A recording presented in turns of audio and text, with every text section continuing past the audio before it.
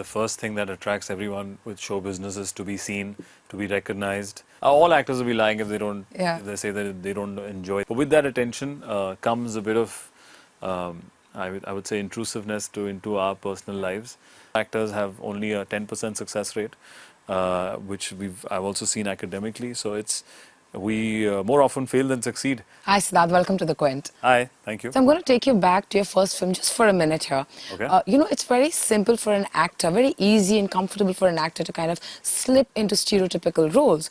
But you are someone, I would think, has definitely managed to stay away from it. Do you think that after that you were being offered different scripts, so it was easier for you to make those choices? It's a conscious effort to always have a different poster, a different trailer, a different character.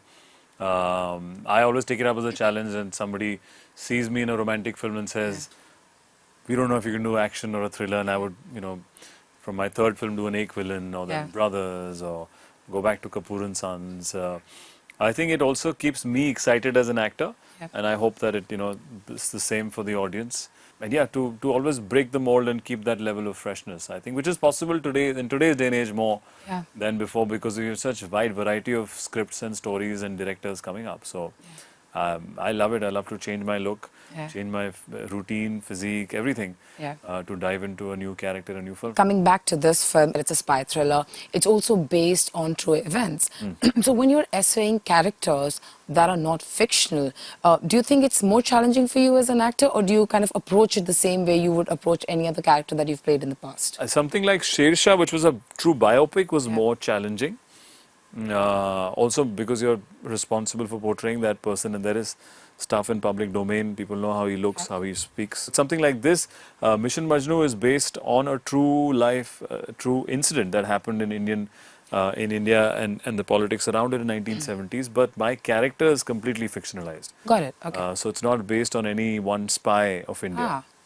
So we had enough leeway to play around with it. We were just trying to be true to the scene and the story, and true to the tonality of the 1970s as to how would a spy get information in those times where we didn't have technology. They would have to really be present in the room, and without you really knowing what they are doing and up to, and they would pick on those one word and one slip of information to really add two and two together and do those things. So I play a tailor in the film. I pretend to be a plumber. I pretend to be some other characters in the film to desperately get that information. So it's interesting and completely fresh, I feel, and I'm pretty excited. Today I can't imagine how people did things back then, right? Exactly. Like you, a lot of other public figures, their social life, their personal and professional life is always in the public gaze.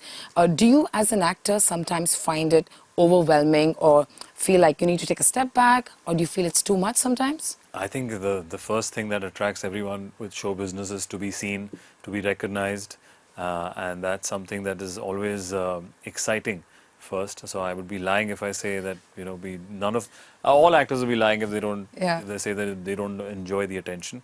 But with that attention comes a bit of I would say intrusiveness into our personal lives.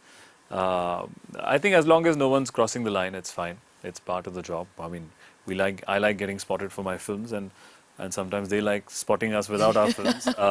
So we try and get away at times, but then as long as they're not crossing the line or jumping out of bushes or trees or something, then it's fine. Yeah, I think we're getting there. I think things are getting much better here. Things are getting better. Than they were. Changing. Bombay is also more used to it. But it's a two-way street. It's not only up to the actors. It's what the media writes. It's what stories that people carry.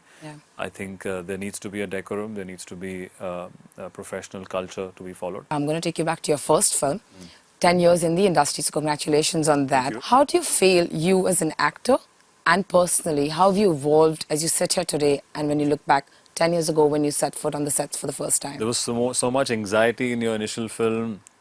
In your first thing, you don't know if you're making the right choices, if you're doing the correct things, because you've never experienced it. And I did not have anybody telling me in my upbringing or family or anything, or I could go to for guidance. I remember I used to come back from SOTY shoot and be by myself with my pet dog and prep for the next day. and no one to bounce off ideas with. Yeah. So I kind of learned on the job, because yes, acting is one part of it, but having a different perspective about how the film would look eventually, how would you want your character to look eventually, only comes with experience. Yeah. Only comes with seeing yourself on that big screen, seeing how things come together. And today, after 10 years, yes, there is some sense of understanding.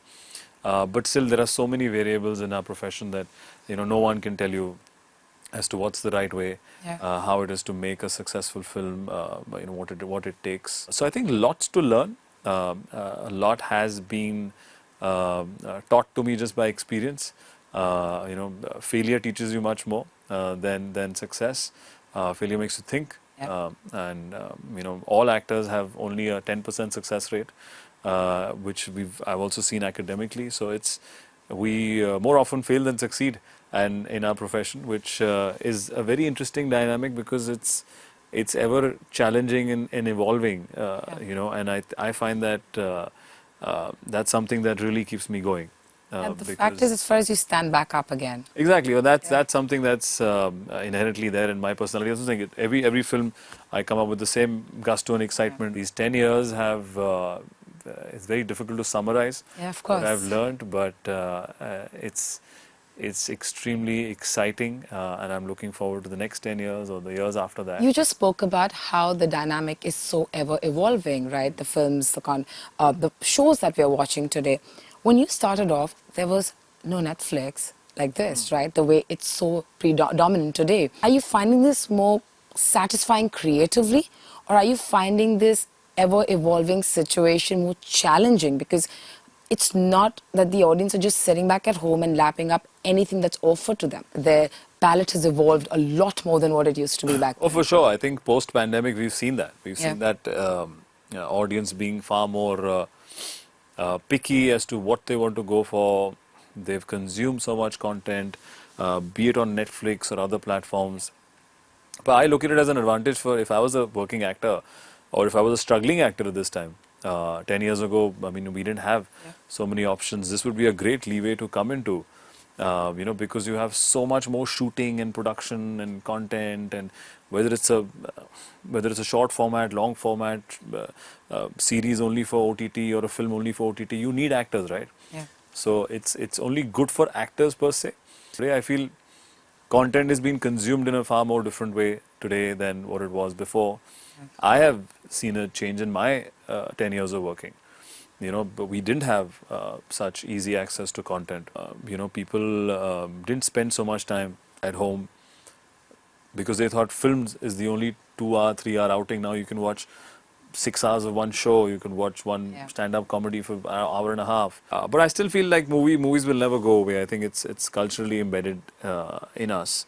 Yeah. I think the hybrid model of both of them existing is the present and the future. Yeah, I think this is just a way forward, and I think it's really bigger and better for everyone involved in the Indian film industry. I think it is something which has changed in the last decade or less than the last 5 years, I would say. But let's see what the future has in store for all of us. Sure. All good things. Yeah, thank you. Good luck. We'll hopefully talk again. Yes. Thank you so Thank much. Thank you Siddharth. so much. Good luck.